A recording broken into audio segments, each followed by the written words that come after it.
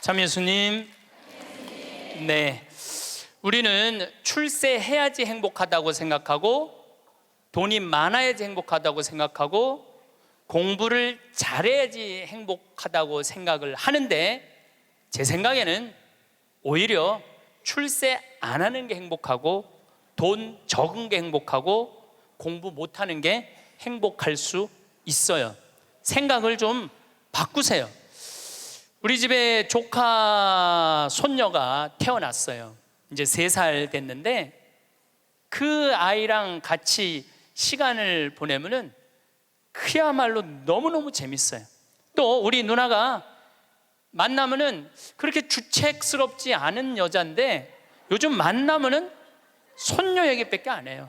손녀가 뭐 말한 거, 행동한 거, 뭐 또 우리 그 로사는 그 뱀을 참 좋아해요. 살아있는 뱀을 3살짜리가 목을 막 감고 막 뱀 만지고 도마뱀 만지고 아주 특이한 애. 그렇게 뱀을 좋아해. 만지는 걸 참 좋아하고. 그래서 이제 그 아이가 하는 행동을 3살짜리인데 무슨 주사를 맞으러 가는데 의사 선생님한테 그랬대. 나는 씩씩해서 안 운다고, 선생님. 나는 안 운다고. 근데 대개는 이제 그러고도 우는데 얘는 주사를 딱 놨는데도 하나도 안 울고 딱 맞고 난 다음에 내가 안 운다고 그러지 않았느냐고. 너무너무 아이가 참 재밌고 정말 신비하죠. 그리고 그 할머니, 할아버지, 엄마, 아빠 또 나조차도 그 아이를 만나면 너무너무 즐거워요.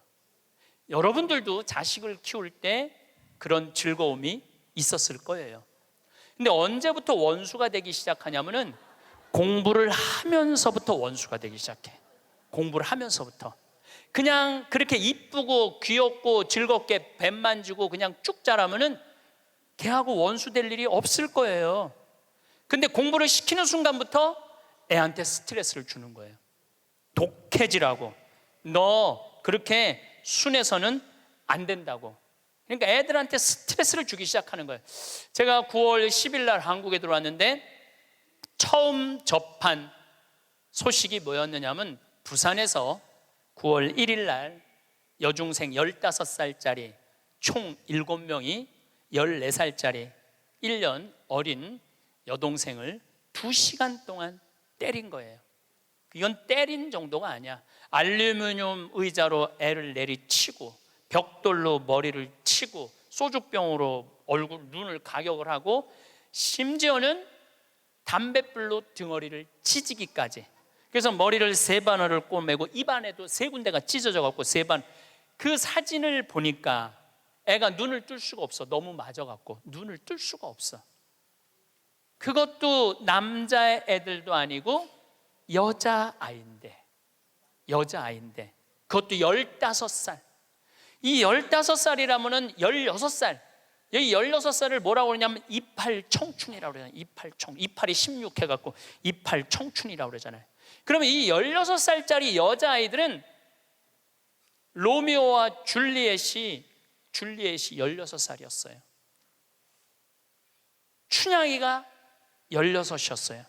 심청이는 15살이고 성모님이 16살이었어요. 가장 여자가 아름다운 나이가 16이에요. 가장 순수하고 깨끗한 나이의 아이가 16이에요. 그리고 제일 예쁠 때가 16이라고 그래요. 사람이 제일 여자가 제일 예쁠 때가 16이라고 그래. 그래서 이렇게 보면은 중학교 3학년, 고등학교 1학년 아이들을 보면 정말 꽃 같은 아이들 많아요. 너무너무 예쁜 아이들이 많아. 그런데 그런 여자 아이들이, 이거는 깡패 중에 상깡패도 할 수 없는 일을, 그 판사님이 재판하면서 그랬잖아요. 개, 돼지도 이렇게 때리지 않는다고. 개, 돼지도 이렇게 때리지 않는다고. 그런데 그 여학생들이 그렇게 아이를, 그리고 인터넷에 올리고 자랑을 하고. 근데 내가 보기에는 그 아이들이 그렇게 된 거는 그 아이들 책임이 아니에요. 대한민국의 어른들 책임이에요. 대한민국 어른들 책임이에요. 어른들이 그렇게 키운 거예요. 어른들이 그렇게 가르친 거예요. 대한민국의 교육제도가 그렇게 된 거예요. 우리는 교육을 하는 거는 공부를 가르친다고 생각하는데 여러분들, 교육은 공부를 가르치는 게 아니에요. 학교는 공부를 가르치는 데가 아니에요. 학교는 사랑을 가르치고 양보를 가르치고 협동을 가르치고 노래를 가르치고 예술을 가르치는 게 학교야.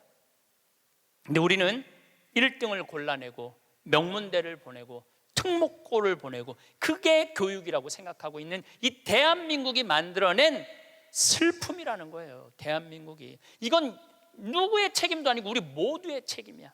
그냥 애들은 애들답게 키워야 되는데 학교 2시, 3시에 끝나고 나면은 학원을 전전긍긍하면서 밤 10시에 집에 들어오니 얘네들이 스트레스가 극에 달할 거 아니에요. 또 공부 못하면 사람도 취급을 안 하잖아. 사람이라고. 되게 공부 못하는 애들이 성격이 좋은 애들이에요. 초등학교 때 공부 못하는 애들 봐요. 다 성격 좋은 애들이에요. 내일이 시험인데도 느긋한 애들, 근심 걱정 없는 애들. 그런데 내일 시험인데도 느긋하게 컴퓨터 게임하고 텔레비 보고 있으면은 엄마가 느닷없이 이렇게 말합니다. 내가 너 같은 거 낳고 좋다고 미역국 끓여 먹은 내가 미친년이다. 초등학교 4학년 애가 엄마가 왜 나를 낳고 미역국 먹었다고 미쳤다고 그러지? 이때부터 삐뚤어지기 시작하는 거예요. 그리고 되게 성격 좋고 공부 못하는 애들이요, 성적에 신경을 안 써요. 확인도 안 해. 성적 확인은 누구만 하냐면 엄마만 하는 거. 엄마만. 걔는 시험을 잘 봤는지 못 봤는지도 몰라. 성적표도 그냥 갖다 주고 그냥 행복하게 밥을 먹. 또 성격 좋은 애들이 밥을 또 잘 먹어요. 밥을 막 행복하게 먹고 있는데 성적 받아본 엄마가 애한테 또 한마디예요. 이 성적 받고 밥이 목구멍으로 넘어가냐? 너 그렇게 해서 어떻게 세상 살라고 그러느냐? 너 독하게 마음 먹고 살아야 된다. 그래서 애들이 점점 독해지는 거예요. 독해져 갖고 그렇게 1년 후배 여학생을 그렇게 두들겨 패는 거예요. 이거는 애들의 문제가 아니에요. 대한민국의 어른들의 문제예요. 부탄의 교육부 장관이 그 주간에 한국을 방문해서, 부탄 국민 행복지수 1위 나라예요. 그런데 이 교육부 장관이 정말로 대한민국 사람들한테 기가 막힌 얘기를 하고 갔어요. 부탄은 학교를 1등을 골라내는 곳이 아니라고 생각한다. 우리 교육은 아이들이 학교 와서 행복하고 즐겁게 놀고 사랑하고 양보하고 배려하고 질서를 가르치는 걸 우리는 교육의 목표로 생각한다. 근데 우리는 하버드 대학을 보내야 되고 서울 대학을 보내야 되잖아요. 내가 그 얘기를 하니까 우리 후배 신부들하고 한 달에 한 번 모임이 있는데 후배 신부 하나가 그러더라고요. 신부님, 그 말 들어보니까 그래요. 어떤 아이가 엄마가 하버드대 그래갖고 애가 하버드대를 딱 합격하고 난 다음에 엄마한테 엄마 원하는 하버드대 갔어, 나 찾지 마. 그리고 사라졌대요. 아직까지 안 나타났대요, 아이가. 그러니까 하버드 대학은 누가 가고 싶었던 거야? 엄마가 가고 싶었던 거예요. 애가 가고 싶은 건 아니에요. 우리가 지금 뭔가 교육을 잘못하는 거죠. 여러분들 정말로 공부 못하면 불행할까요? 내 조카들은 그렇게 저지방 대학을 저지하겠다고 저지방 우유를 그렇게 먹었는데 다 저지방 대학교 나왔어요. 근데 우리 조카 애들은 다 행복해요. 우리 조카 애들이 제발 삼촌 방송에 우리 얘기 좀 하지 마 그랬는데도 내가 안 할 수가 없는 게 애들이 너무너무 행복해요. 우리 조카들은 내가 수원에 어머니 아버지 모시고 식사한다 그러면은요, 일주일 전에 얘기하면 100% 다 나와요. 그러니까 공부를 못하는 건 죄가 아니야. 그런데 가족 모임에 안 나오는 건 죄야. 그건 죄야. 가족 모임에 안 나오는 건 죄예요. 공부를 못하는 건 죄가 아니에요. 그럼 우리 애들이 다 저지방 대학에 졸업을 했는데 우리 애들이 지금 불행하게 사느냐? 우리 조카 애들은 6명이 다 친해요. 왜냐하면 우리 조카 애 중에 한 명만 서울대학을 나왔으면 그렇게 친하지 않을 거야. 똑같이 다 저지방 대학을 나와서 애들이 너무너무 친해. 그리고 우리 조카 애들은 직장 생활하는 애들이 한 명도 없어요. 왜냐하면 직장 생활에 이력서를 낼 만큼 스펙이 안 돼. 그래서 직장 생활하는 애들이 한 명도 없어. 그런데 돈도 잘 벌어요. 우리 누나 아들은 두 가지 일을 하는데 나한테 자세하게는 얘기는 안 해도 내가 보니까 대충 1년에 1억 이상은 버는 것 같아요. 다른 애들도 다 결혼도 잘하고 결혼 생활도 잘하고 행복하게 살아요. 얘네들은 어렸을 때 공부 딱 보고 내가 그랬어요.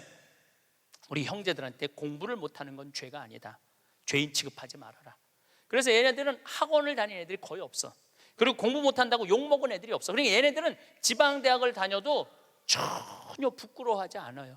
욕을 먹었어야지 부끄러워할 거야. 욕을 먹었어야지. 욕을 안 먹으니까. 근데 이번에 우리 형 누나가 제일 위고 큰형이 있는데 큰형 아들이 대학을 졸업했어요. 물론 직장생활 못했죠. 근데 누나 아들이 그 형 아들한테, 사촌이죠, 프란치스코와 클레멘스한테 내가 이걸 해보니까 이게 블루오션이다, 너 이거 한번 해봐라.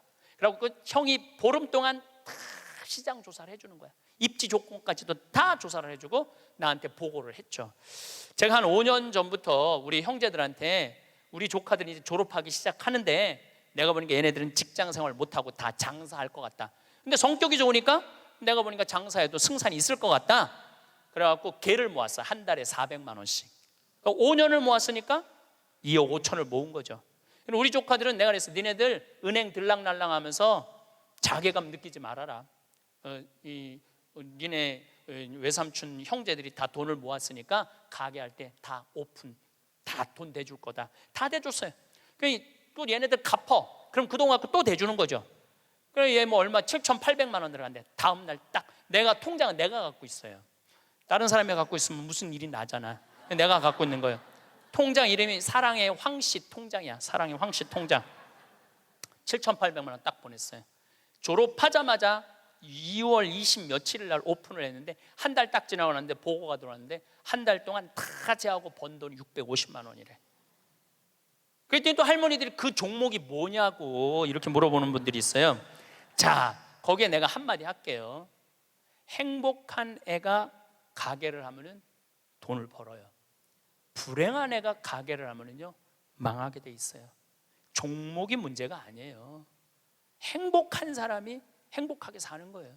얘네들은 그냥 쭉 행복하게 사는 거야. 스트레스 안 받고 바보 병신 소리 안 듣고 그냥 성당 열심히 나가고 너 착하고 할머니 할아버지 공경하고 그러면 돼. 우린 욕심 없어 너한테. 쭉 행복한 애들이 행복하게 사는 거예요. 얘네들 판검사 안 돼도 난 하나도 부끄럽지도 않고 난 내 조카들이 너무너무 자랑스러워요. 열심히 살고 얼마나 좋아요. 꼭 공부를 잘해야지 행복한 거는 아니다. 그냥 성실하고 착하고 마음이 따뜻하면은요 다 살아가요. 우리 생태마을에 우리 직원들이 40명이 있어요. 왔다 간 사람이 한 100명도 넘을 거예요. 근데 제가 내린 결론은 행복하게 자란 애가 직장생활도 잘한다야. 과거에 뭐 술을 먹거나 컴퓨터 게임에 걸렸거나 우울증에 걸렸거나 조울증에 걸렸거나 대인 기피증에 걸린 애들은 아무리 내 강의를 듣고 싶으면 우리 애 좀 맡아주세요. 내가 많이 맡았어요. 정말로 수십 명도 더 데리고 있었어. 근데 그런 이력이 있는 애들은 결국은 직장생활을 못 하더라고요. 그런 이력이 있는 애들은 결국은 안 돼. 그러니까 결국은 애를 만들어내는 건 주위 사람이 아니야. 부모가 아이를 얼마나 아끼고 사랑하느냐, 이게 중요한 거예요. 공부가 중요한 게 아니고 출세가 중요한 게 아니고 이 세상에 와서 행복한 게 중요한 게, 행복한 게. 제가 이번에 애틀란타에 가서 한 집에 하루 딱 머물고 그 다음에 호텔에서 머물렀는데 내가 너무너무 사람들을 많이 만나니까 그 집 주인 자매하고 형제가 신부님 좀 편안하게 하루 아무도 안 만나게 해드린다. 그래갖고 아무도 그 집엔 오겠다는 분들이 많았는데 초대를 안 했어. 대신 아들이 하나 있는데 아들이 미국에서 두 번째로 좋은 테크 유니버시티, 그러니까 기술 대학교인데 4학년이래. 근데 아들한테 전화를 한 거야. 우리 집에 신부님 오셨으니까 너 와서 저녁 먹고 가라, 기숙사에서. 근데 내가 1시에 이제 좀 씻고 좀 방에서 누워서 쉬고 있는데 얘가 3시에 왔어. 3시에 와갖고 엄마하고 두런두런 얘기하면서 엄마 음식 준비하는 걸 다 옆에서 돕더라고요. 고기도 굽고 6시에 밥을 먹는데 아이가 너무너무 얼굴에 순해. 아주 너무너무 순하고 깨끗하고. 근데 밥을 먹고 이야기를 두런두런하고 밥 먹고 난 다음에 끝났는데 10시까지 나하고 얘기를 하는 거예요. 색소폰을 연주를 기가 막히게 하는데 자기 연주한 것도 다 보여줘가면서 밤 10시가 되니까 엄마가 너 이제 기숙사 가라고 10시에 집에를 가더라고, 학교를. 내가 여러분들 집에 갔어. 여러분들 자녀 중에 서울대학 법대 다니는 애가 있어. 근데 내가 여러분들 집에 방문했어. 5분 신부님 오니까 너 우리 집에 와서 저녁 식사해라. 그러면 와서 3시부터 밤 10시까지 식사 같이 할 자식이 얼마나 있을까요? 내가 보기에는 거의 없어요. 왜냐하면 내가 본당 신부 때 가정 방문하면은 방에 있는데도 나오는 애가 거의 없어요. 자기 공부한다고. 아니, 본당 신부님이 가정 방문을 했는데 방에 있는데도 안 나와. 이게 지금 대한민국의 교육의 현실이에요. 그게 여러분들 훌륭하게 키우는 거예요? 우리 집에 손님이 왔는데, 그것도 본당 신부가 왔는데 자기 공부한다고 내가 거기서 미사하고 한 2시간 있어도 얼굴도 안 비치는 자식들 천지예요. 그러니까 우리는 뭔가 지금 잘못하고 있는 거예요. 또 잊지 못하는 애가 또 하나 있어. 세크라멘토에 강의를 갔는데 총회장님 집에서 제가 머물렀어요. 밤 10시에 강의가 끝나고 저녁에 갔는데 그 집 아들이 대학교 4학년이었어요. 그런데 이제 뭐 총회장이 치과 의사라 이렇게 게스트하우스가 따로 있더라고요. 근데 거기서 이제 와인을 한 잔 먹고 이 얘기 저 얘기 했는데 1시 반까지 얘가 내 앞에서 이 시중을 들더라고요. 또 내가 물어봤어요. 야, 너 내일 학교 가야 된다며 왜 방에 안 들어가냐? 우리 집에 손님 왔는데 내가 어떻게 들어가서 자느냐? 나 그걸 아직도 잊지 않아요. 그리고 내가 신부님 잠자리 게스트하우스에 신부님 잠자리까지 봐줘야 되겠다는 거예요. 세크라멘토가 굉장히 덥거든요. 내 이불까지 봐주고 에어컨 온도까지 다 하고 나 침대에 눕는 거 보고 가더라고요. 근데 내가 왜 이 얘기를 하느냐면은 얘가 이제 대학원, 그러니까 의대는 보통 4학년 학부 끝나고 의대를 가거든요. 치대를 갔어. 라스베가스에 있는 치대를 갔는데 아버지가 굉장히 서울 치대 나와갖고 굉장히 돈을 많이 버는 분이에요. 근데 치대를 가서 얘는 군의관으로 지원을 했어. 군의관으로 지원하면 의대가 1년에 학비가 1억이래요. 그 학비를 국가에서 다 대줘. 그 용돈도 다 내줘. 야, 너 아버지 돈 많은데 아버지한테 돈 달라고 그러지 왜 네가 군의관까지 지원을 하느냐? 근데 또 그 아이가 또 잊지 못하는 말을 했어요. 내가 왜 엄마 아빠의 미래를 빼앗아야 되느냐고. 자기가 아버지 돈 쓰면 엄마 아빠 나 얼마든지 할 수 있는데 우리나라 명문대학교 애들은 엄마 아빠가 언제까지 살았으면 좋겠냐? 60살까지 살았으면 좋겠다고. 자기 뒷바라지하고 죽었으면 좋겠다고. 이게 지금 대한민국이 교육을 잘못하고 있는 거예요. 크게. 난 내 강의 때 핸드폰 올려도 한 번도 신경질을 부린 적이 없어. 한 번도. 이것도 다 이해가 되더라고. 내 나이만 돼도 네 바지에서 올리는지 내 바지에서 올리는지도 몰라. 예. 또 우리 할머니들 내가 노인대학 강의해 보면은 핸드폰이 울려도 이게 끌 줄을 몰라요. 유일한 방법은 받는 거야. 딱 봐도 나 신부님 지금 강의 들어. 근데 저쪽에서 엄마 중요한 얘기야. 그러면 공간 개념이 없어져요. 말해봐. 그러고 나보다 더 크게 대화를 해. 무슨 일인데? 막 이러면서 나이를 먹으면 어쩔 수가 없어요. 그래서 내가 깨어서 있으라는 거예요. 깨어서. 근데 저도 뭐 내 핸드폰 켜놨는지 꺼놨는지도 몰라.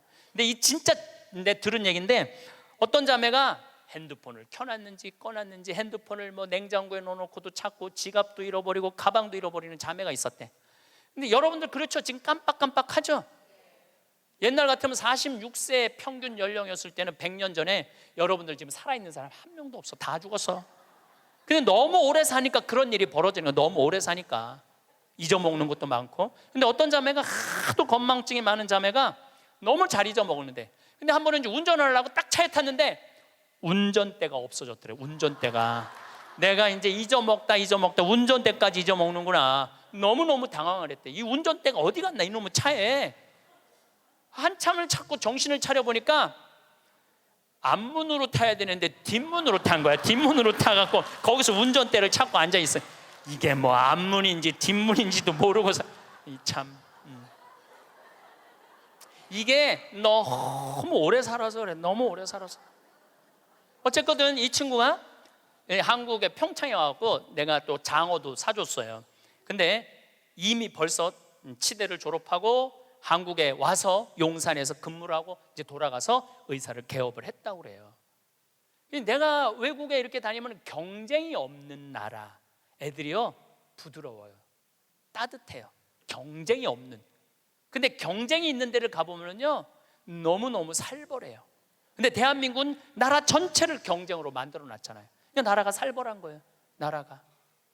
또 이 프랑크푸르트에 유럽에 강의를 갔는데 그 가족들도 내가 잊지 못해.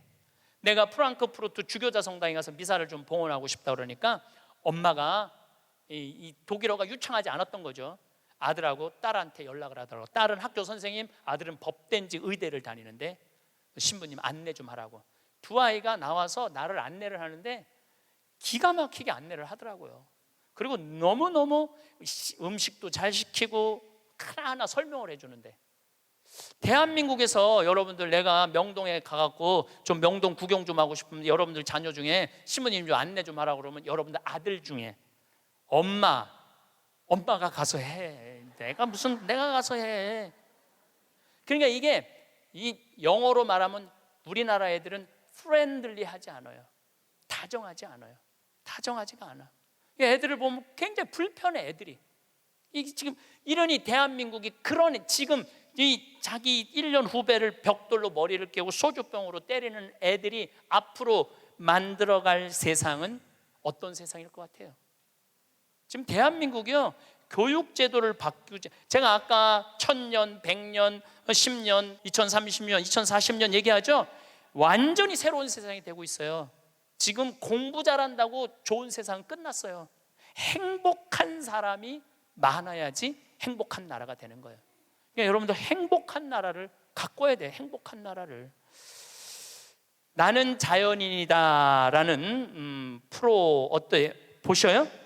산에 가갖고 그분들 아마 사업 망하고 건강 해치고 이런 분들이에요. 근데 그분들 물론 선택해서 가는 거겠지. 이 방송사에서 조금 조작도 있을 거예요.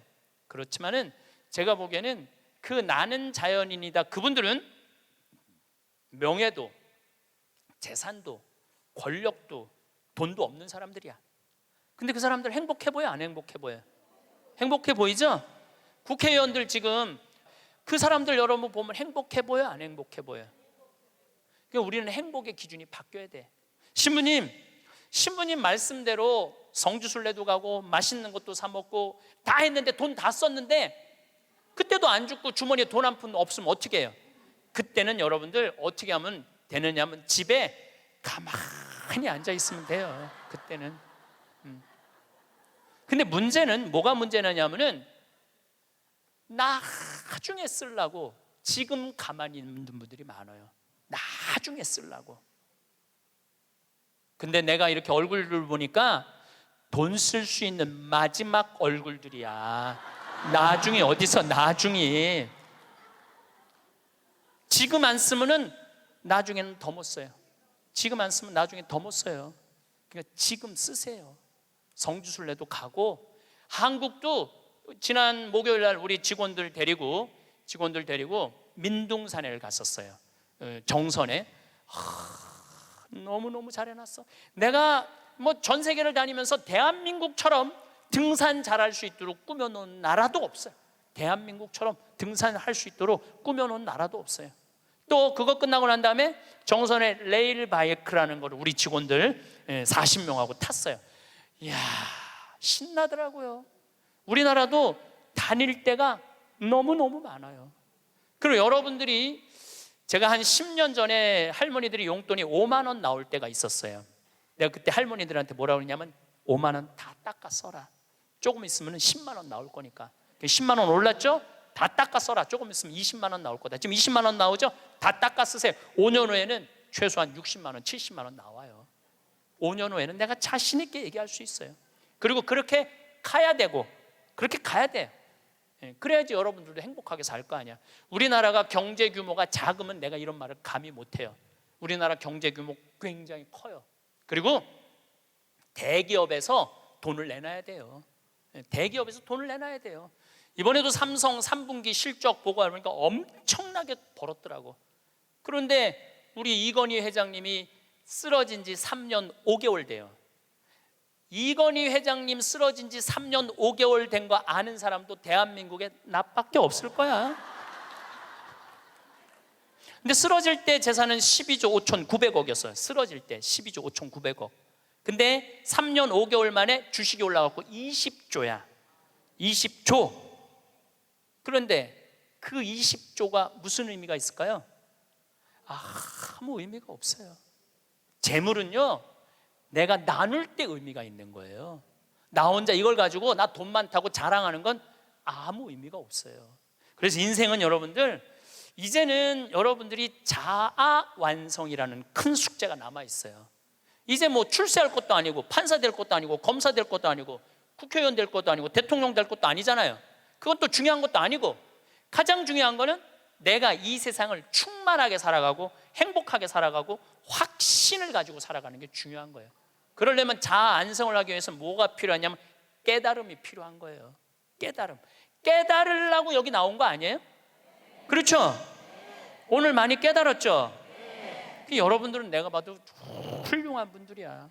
훌륭한 분들이야. 예. 여러분들 정말 훌륭한 분들이에요. 여러분들 같은 마음이 많은 분들이 있으면 대한민국은 행복해요. 제가 사제로 살면서 처음에는 몰랐어요. 사제가 얼마나 위대한 일을 할 수 있는 사람인가를 몰랐어요. 그냥 신부 강론하고 미사하는 건 줄만 알았어요. 근데 지난번에 우리 평화방송에서 성서 황창현 신부와 함께 따라는 성경 여행 있죠? 예, 그거를 하면서 12번을 강의를 해서 총 24시간이지만 한 번 강의할 때마다 내가 한 사람씩 고쳐준다고 그랬어요. 병원에서. 왜냐하면 예수님 성서를 묵상하면 전부 병 고치는 거야. 여기 오신 분들도 아마 아픈 것 때문에 고통스러운 분들 많을 거예요. 그리고 이게 빨리 치유되기를 간절하게 바라는 분들 많을 거야. 근데 문제는 나는 말씀의 은사는 받았는데 치유의 은사를 못 받았어요. 난 진짜 치유의 은사가 없는 것 같아. 남들은 안수기도 하면 막, 우리 오홍진 신부님 한참 젊었을 때 성령 충만했을 때 이쪽 쓰러진다면 이쪽 100명 쓰러지고 저쪽 100명 쓰러지고 그러는데, 나는 25년 동안 안수기도를 그렇게 했는데도 쓰러진 사람이 한 명도 없어요. 정말로. 그리고 그게 치유 은사 있는 신부들이 있어요. 확실히 그걸 내가 느껴요. 분명히 있는 분들이 있어요. 근데 내가 이렇게 신부님 제발 그래도 안수 좀 해주세요 그래갖고 내가 탁 손을 얹으면은 내가 느껴. 내 손에서 아무것도 안 나오는 게 느껴져. 이 아무것도 안 나오는 누르고 있는 나도 한심하고, 더 한심한 건 아무것도 안 나오는데 치유하겠다고 머리 디미는 교우들이 더 불쌍한 거예요. 더 불쌍해. 미안하기도 하고 안타깝기도 하고. 그런데 12명을 수술을 해주겠다고 빈센트 병원하고 연락을 했는데, 정말로 놀라운 거는 돈이 8천만 원이 들어가요. 12명 수술해 주는데 병원에서 반 부담하고 내가 반 부담하는 거니까 8천만 원이 들어가는데, 그 돈이 마지막에 얼마까지 들어왔느냐면 8,150만 원까지 들어왔어. 그래갖고 내가 150만 원도 스님한테 보냈어. 신부님 8천만 원이라는데 150만 원은 왜 보냈습니까? 들어왔으니까. 돈이 들어왔으니까. 이거 가지고 과일 사서 보내고, 수술한 사람들 영양제 사서 보내라고 병원에서 그 150만 원 갖고 12명한테. 그래서 몽고 사람, 아프리카 사람, 베트남 사람, 또 우리나라 있는 분들 정말 기가 막힌 분들 수술 다 해줬어요. 너무너무 좋더라고요. 아주 쑥스러우네. 내가 박수 받으려고 그러는 게 아닌데. 내가 한 게 아니에요. 내가 한 게 아니고 교우들이 보내준 거예요. 내가 한 게 아니고. 제가 뭘 깨달았느냐 하면은 내가 하지 않아도 내가 통로가 된다는 걸 깨달아서. 통로가. 그런데 더 놀라운, 이건 박수 받을 일 아니라 더 놀라운 거는 그 성경 여행에 그걸 보면서 할머니들이 돈을 보내준 거야. 할머니들이 돈을 보냈는데 그 할머니 아마 돌아가셨을 수도 있어. 전라도 광주에 있는 할머니인데 평창에 피정을 오셨어. 신부님, 저 온몸에 암이 다 퍼졌습니다. 아마 2달, 지난 6월 달에 와서 할머니가 나한테 한 얘기예요. 2달, 3달밖에 못 살 것 같습니다. 그런데 제가 나는 죽어도 신부님이 죽어가는 사람 수술해 주는 거 방송을 통해서 봤습니다. 제가 신부님 평생 모은 돈 2천만 원을 8월 며칠이면 그걸 탄대. 그걸 보내드릴 테니까 저는 죽지만은 신부님 2사람 살려달라고 돈을 보냈어. 2천만 원을 8월. 나는 이제 뭐 미국에 있었으니까 한국에 들어와 보니까 돈이 들어와 있었더라고, 할머니가. 그리고 그걸 보고 또 돈이 많이 들어왔어. 하여튼 많이 또 들어왔어. 그래갖고 수님한테 또 연락을 해갖고 수술해 주라고 그랬더니 또 8명을 또 수술을 해줬어요. 그래서 이제 다음 주 목요일 날 평화방송하고 수요일 날인가 보다. 다음 주 수요일 날 평화방송하고 전달식 돈 4천만 원이면 8명을 수술해 줄 수 있는 거. 4천만 원이면은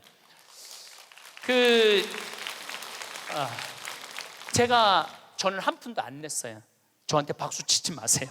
저는 한 푼도 안 냈어요. 근데 제가 뭘 깨달았느냐 하면은 내가 좋은 지향을 가지고 저는 이런 일을 하고 싶습니다. 이렇게 도와주고 싶습니다. 내 이 지향을 가지고 살면은 하느님이, 그리고 하느님을 사랑하고 하느님 나라를 사랑하는 교우들이 도와주는구나.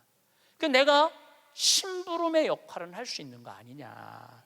그런 걸 깨달으니까 이제 어려운 데를 찾아서 도와주게 되더라고요. 근데 놀라운 거는 이제 얼마 전에는 외방선교에서 필리핀 바기오라는 곳에서 이상원 배다라는 젊은 신부가 10년 동안 거기 농민들을 위해서 살았대. 유통 시스템을 하고 싶대. 냉동차가 있으면은 마닐라로 그 농사진 걸 보낼 수 있대. 그래서 그것도 또 5천만 원을 도와줬어요. 근데 내 돈으로 도와주는 게 아니에요. 도와주라고 보내주는 분들이 너무너무 많은 거야.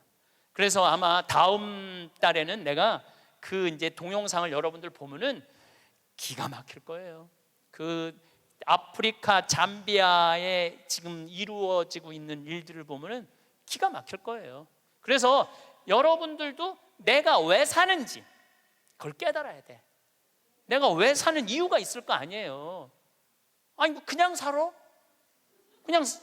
내가 하다못해 여러분들 자식들한테도, 성당 나오는 자식들한테, 성당 안 나오죠 자식들, 여러분들은 전부 다 열심히 한 분들 아니야?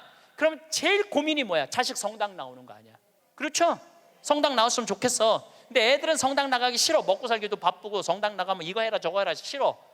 그래서 성당 나가기 싫은데 오래간만에 엄마네 집에 갔는데, 어머니네 집에 갔는데 80 넘은 어머니가 웃으면서 얘기해도 성당 나갈까 말까 한데, 머리는 하얗고 얼굴엔 주물이 자글자글하고 웃어도 이쁠까 말까 하는데 거기다 인상을 써가면서 성당 좀 나와.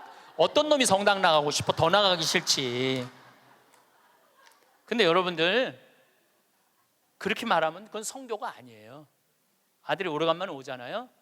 얘야, 내가 하느님을 믿으니까 참 행복하다. 내가 지난번에 삼성산 성제 가고 신부님 강의를 들었는데 출세하는 거 그거 부러울 큰 없다고 그러더라. 나는 우리 아들이 더 자랑스럽다. 나는 너를 보면은 너무 자식 하나 잘 얻었다고 생각한다. 나는 하느님한테 너무너무 감사하고 내가 사는 게 너무너무 기쁘다. 한마디 또 해서 신부님이 나를 얼굴을 보는 돈 쓸 수 있는 마지막 기회라고 그러더라. 그래서 내가 지난번에 냉면 가서 사 먹었는데 오장동에 가서 냉면 사면 너무 맛있더라. 나는 하느님 믿어서 너무너무 행복하다. 그리고 여러분들이 돌아가셔서 세상을 떠났어. 난 천당 갈 거다. 아들이 먹고 살기 힘들고 사는 게 지칠 때 엄마 생각하겠죠.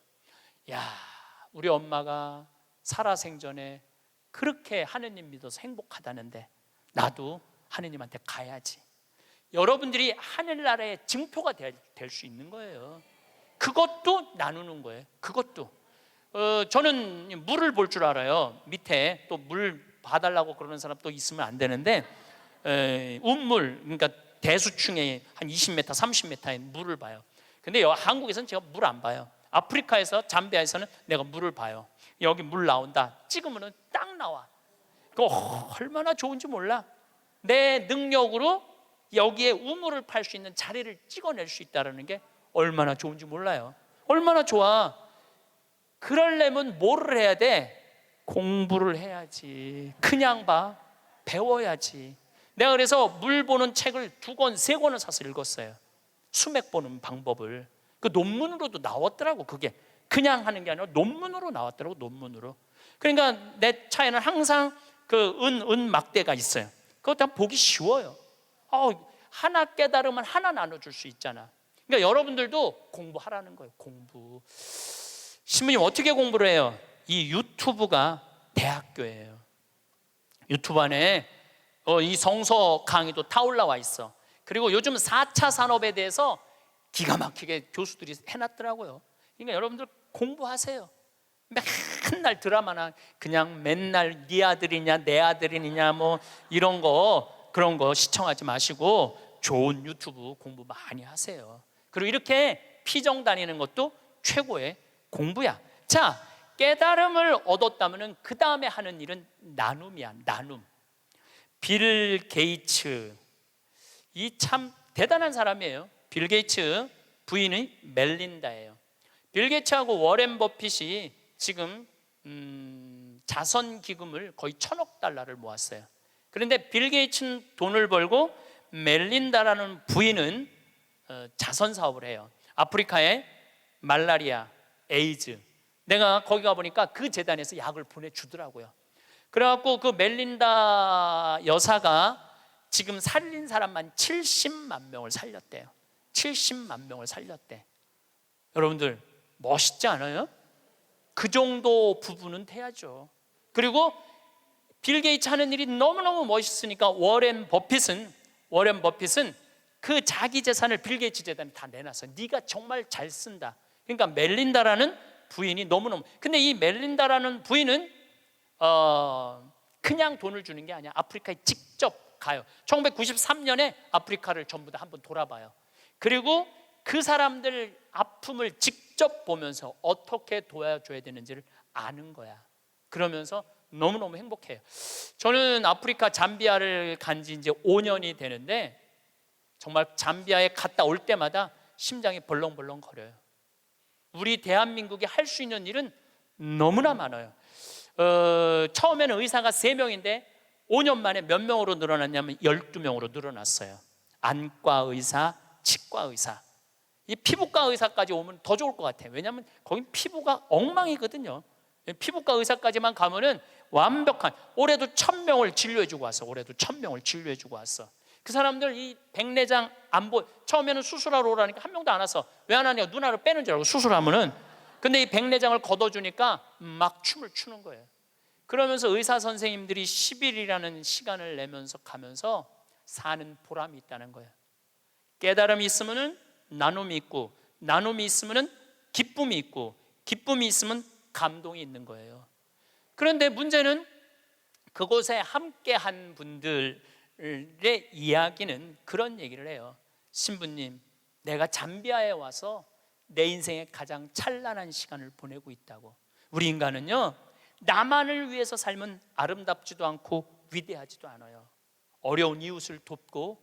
그런데 이 잠비아를 떠나는 사람들은 대단한 능력을 가지고 있는 사람들도 떠나지만은 평범한 아줌마들도 함께 떠나요. 올해 20명이 자원봉사자들을 모았는데 110명이 지원을 했어. 한국에서. 그 중에 90명이 떨어졌어. 90명이 떨어지면서 한다는 소리가 내 돈 내고 내가 가서 봉사하겠다는데도 떨어져야 되느냐고 그런 얘기를 하더라고요. 저는 이제 대한민국이 정말로 행복하려고 그러면은 나눠야 돼요. 대한민국이 행복하려고 그러려면은 지금 교육제도는 바뀌어야 돼요. 학교에서 등수 매기지 말아야 돼요. 학교에서 지금 고등학교 애들 음악 시간, 체육 시간 없애고 있어요. 공부해야 된다고. 내가 보니까 정신 나간 짓이에요. 아이들이 노래를 하면서 공을 차면서 사회성을 배우는 거예요. 책상에 앉아고 공부만 하잖아요. 얘네들은 아무것도 쓸데 없는 애들이에요. 여러분들 공부 못하면 신부님 뭘 먹고 살아요? 지금 대한민국의 공장에 외국인 노동자가 150만 명이에요. 우리 형님도 공장을 운영하는데 외국인도 한 달에 240만 원을 줘야 된대요. 그러면은 내가 펜대 굴릴 생각 안 하고 몸으로 해갖고, 여러분들 지금 공장에 가면은 천지가 돈 200~300만 원 다 받아요. 근데 우리는 뭐만 배웠어? 공부만 배웠고 출세만 배웠고 최고 높은 자리에 올라가는 것만 배웠어. 공장에서 일하는 건 용납을 할 수가 없는 거야, 자존심 상해서. 그래서 명문대학교 나온 애들 50%가 취직이 안 된 애들이 집에서 놀고 있는 거야. 누구 거 빼먹고 살아? 엄마 아빠 미래를 빼먹고 살고 있는 거예요. 엄마 아빠 미래를. 근데 이게 왜 그러냐면 대한민국이 잘못 키워서 그래요. 잘못 키워서. 몸으로 사는 거는 결코 나쁜 게 아니에요. 몸으로 사는 것처럼 솔직하고 정직한 게 없는 거예요. 그래서 여러분들도 정말 애들을 공부로 가르치지 말고 사람을 가르치는 교육을 저는 했으면 참 좋을 것 같아요.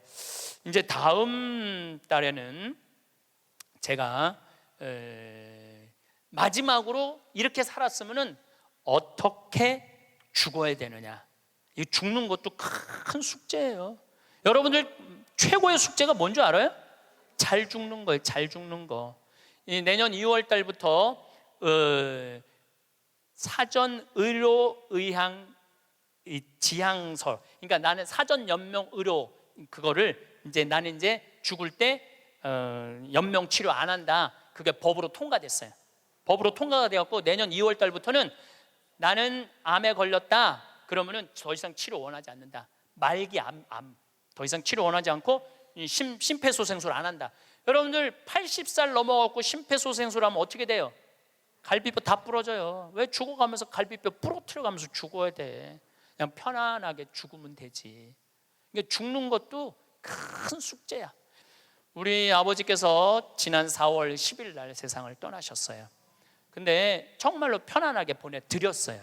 그리고 저는 아버지에 대한 그리움이 있지만 이제는 떠날 때가 돼서 떠나셨다라는 생각 들어요. 87세에 떠나셨으니까 그럼 뭐 그 정도면 됐죠.